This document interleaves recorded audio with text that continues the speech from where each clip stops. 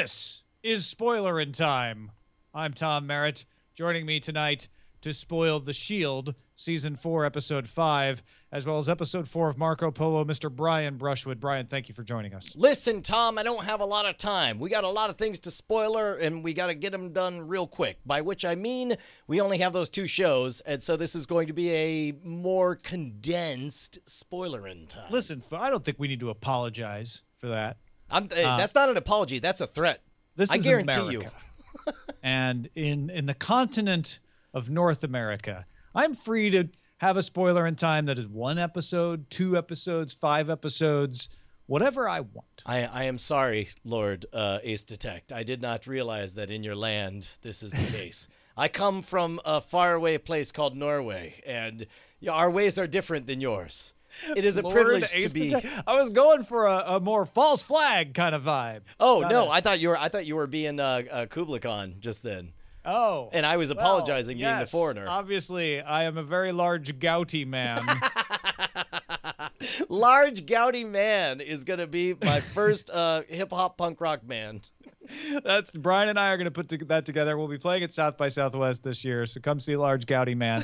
In the meantime, let's get into Marco Polo Episode 4, wherein we find out more about Kublai Khan's gout. As well as see that, Marco Polo didn't die when that poisonous snake bit him after all. Oh, that's right. That's how this one entered. I couldn't remember what the cliffhanger was. As I mentioned before we went live on this, I watched this in 2 seatings, because you watch what you can when you can, you pause, you come back, and you remember well enough to get through it. But then, it's been 5 days, and you're like, wait, how did this one begin? And you're right. As a surprise to nobody, he survived. Real quick, the whole controversy with his father, was that in this episode, or was that a holdover from the previous episode? No, I mean, we had a little bit of controversy when the father left him, obviously. We got a little bit of a flashback there. But yeah, this episode, Marco's dad comes back, which honestly, I'll be very honest, Brian, I watched this New Year's Eve early in the evening before festivities were to begin.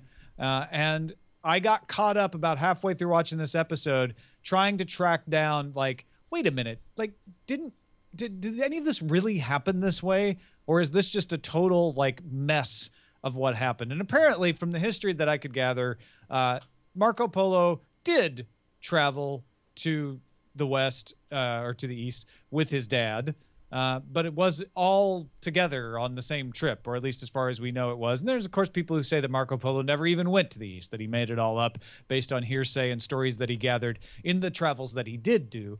Either way, there definitely was not a Marco Polo was mad at his dad, and his dad came back and got thrown to prison that we know of, which is what happened in this episode, which really confused me. And honestly, Brian, the only parts I like in Marco Polo are the parts about Kublai Khan. Yeah, I don't blame you. Let's face it, the one character that is just a blank slate that is just like, oh, it's time to show me some beige again, is Marco Polo, right? It's like he's got no direction. I mean, you get the vague sense that he's kind of really disappointed in Dad for dropping him off in this Game of Thrones atmosphere. To be honest, we've talked before about how the first couple of episodes I felt like there was really no rhyme or reason to move from set piece to set piece. That's just what was on the shoot sheet and they needed to go to. For the first time on this episode, I felt like I spoke the language of enough of the characters that when it would cut from one scene to another, I knew where to put my head at. And it's difficult. This is probably a very racist thing that this Westerner is going to say, but I don't immediately, the moment I see actors, think, oh, well, that's obviously mainland China. Oh, well, that's obviously Mongolia. I'm not savvy enough. I'm not smart. You don't notice the furs, Round Eye? I guess I don't know, man. Because also they don't give any kind of transition shot. First of all of this show is too dark, and I don't mean like emotionally dark. I mean it's physically, the lights are down too low, and maybe that's what you're trying to say with the it's firelit or whatever. But it's like if I can't have the lights on in my room while I'm watching this, or I can't see a goddamn thing. That might be true. I don't notice that on my I'm watching it on the 50-inch TV though. Yeah, with the lights on or off? No, with the lights on. Yeah, see, I watch it. And it's a plasma, so it's reflective, too. Like, I haven't had that issue. Although at the same time though, I'm totally imagining like if I'm watching this on a laptop, could totally be too dark. Is that how you're watching it, or are you watching it on TV? Well, I'm watching it on my 37-inch display down in my office. You know, I just have a couple of lights on, but it is rather dark. But that is the least of its issues. Okay, yeah. Sorry, I'm just unloading what I can as it bubbles up in my mind. My real issue. Here's the positive thing. Let me say some good things. At this point, I recognize enough of the set pieces and the locations and the characters that I get the conflicts that they're dealing with. You know, I don't really understand Thousand Eyes, but I know he's badass and I love watching him, and he's blind. You know, crazy chancellor in China, mainland China.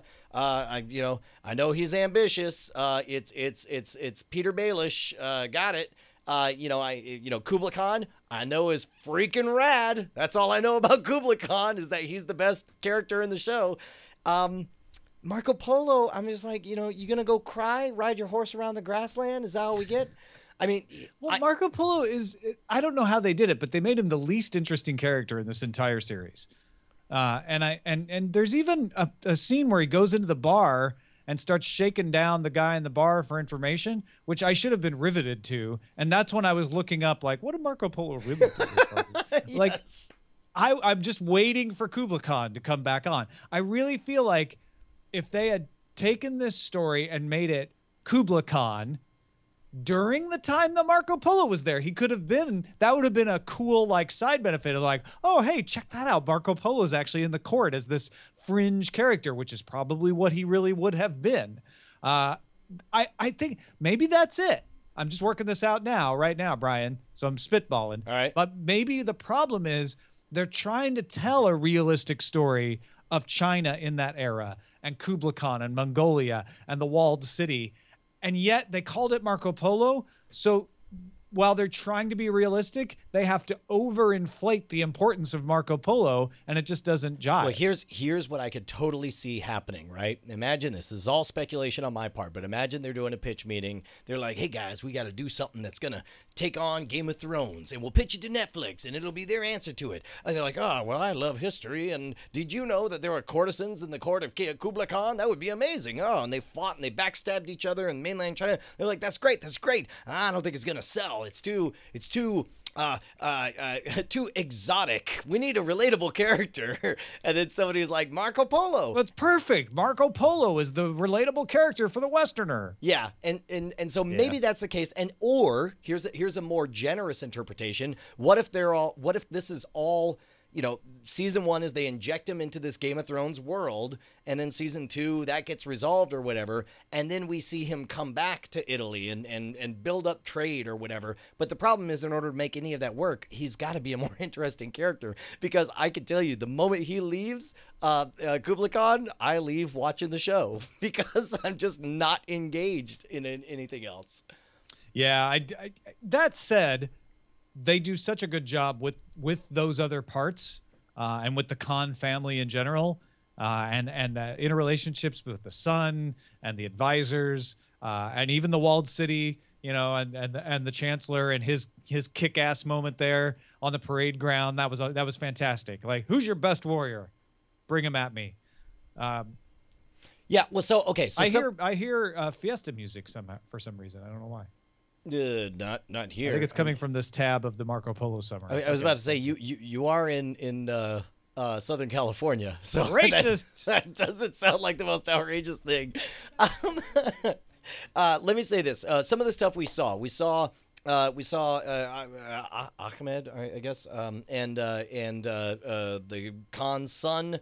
The Khan's son's doing badass. He does great, basically. I keep waiting for something to go sideways for him, but instead he proves himself in battle. He proves himself in diplomacy. He's best friends with his brother from another mother and also another continent, judging from their skin tones. And they everything's going great, which tells me something's going to go sideways on that. Then we also have to me, the kind of gratuitous, horrifying scene with the chancellor breaking the toes of that daughter. Oh, yeah. That seemed to just be overstating it felt like that was them saying, well, we keep needing to illustrate the chancellor's brutality, and we want to, show that the Chinese tradition of foot binding is, typical of that era. So here's a way to do it. But it felt kind of unmotivated from the rest of the story. Especially because like that little girl, I don't think had really been established to us before, right? Like maybe we saw her running around in the background, but she's the one that last week you were like, I don't know why that little girl is there. So like, I don't know why you're not. Every time she shows up on screen, you dismiss her somehow. Yeah, because she has been built up. I have enough little girls in my life. And she was the daughter. I got the three woman daughters that was sent off to Kublai Khan's. I got 3 daughters. I don't have room to care about a 4th daughter, whether she's mine or not. Right? You're daughtered up. Yeah, no, you're at max daughter. I'm at maximum daughterage. Yeah.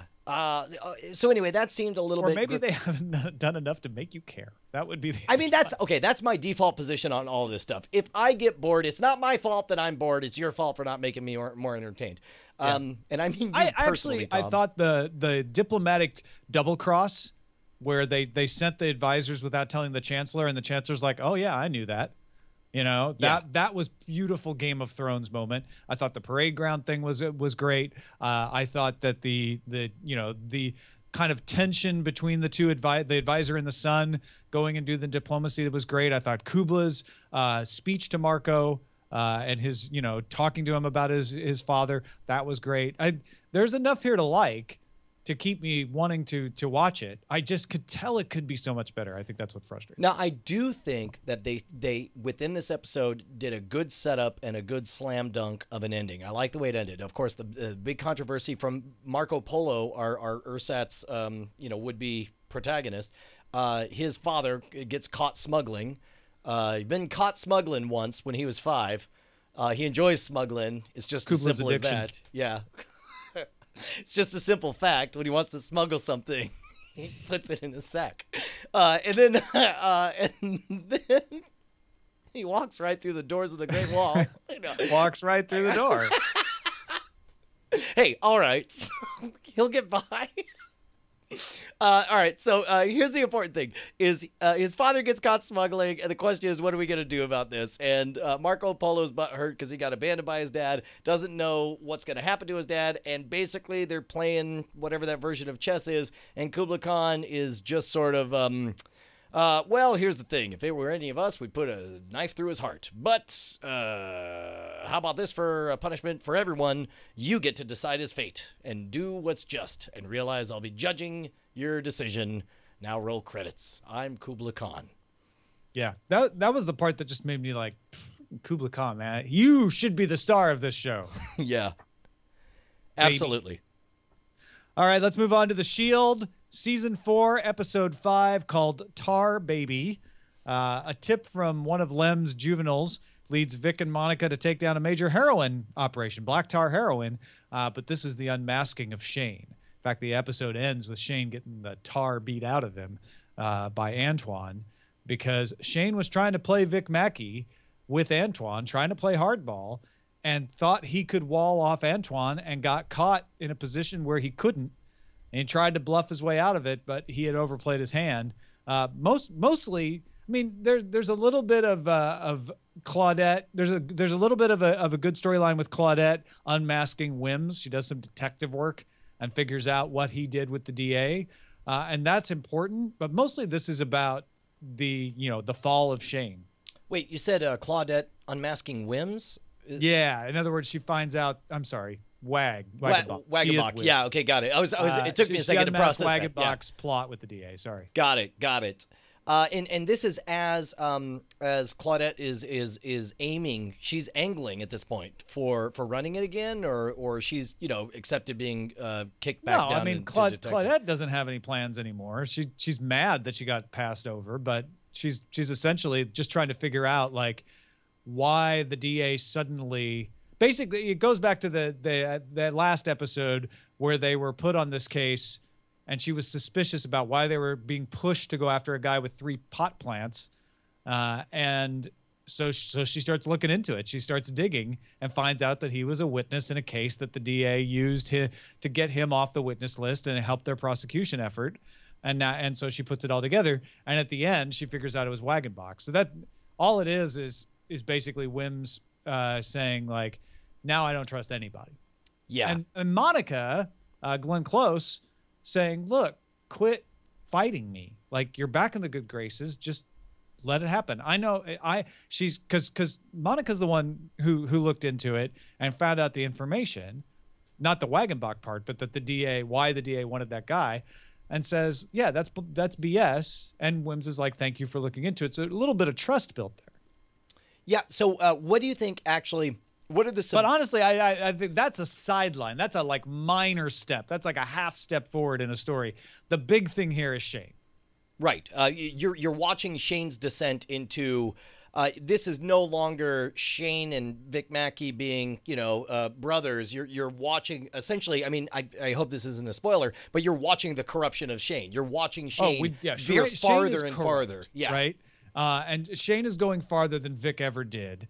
And Shane thinks that he can keep Antoine shielded and be able to, stop anything bad from happening to Antoine while still capturing this one suspect. But that suspect leads to the black tar heroin factory, so to speak. And all of Antoine's stash gets stolen.